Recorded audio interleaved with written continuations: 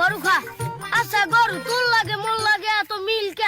আব্বাই তোরেও কয় গরু, মোরেও বাড়তে বইয়ে কয় গরু, কিন্তু তুই খাও ঘাস আর মুই খাই ভাত। আর এটা আলাদা হয়ে গেল না। খারা আজ গইতে ঘাসই খামু।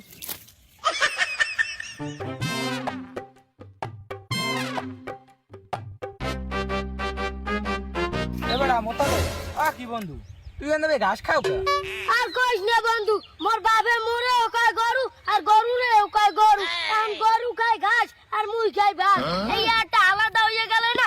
এতনে মুইও চিন্তা করছিস, মুই এখন হয়তো গরু নয় ঘাসই খামু। কি কয় বন্ধু, তোর ভাই তোর গরু কয়, কিন্তু বন্ধু তোর ভাই তোর গরু কয় কি ফেনে? আর কইস না বন্ধু, আলের তনে কলে গেলে মোর বাপে খালি মোরে একশোর কয় গরু। এই এরপর মুই যদি লেখাপড়া না পারি, হলে মোর বাপে কয় তুই তো লেখাপড়া পারো না, তোর মাথায় আছে কতগুলো গোবর। এইখানে মুই সব দিক দিয়ে বিবেচনা করে দেখলাম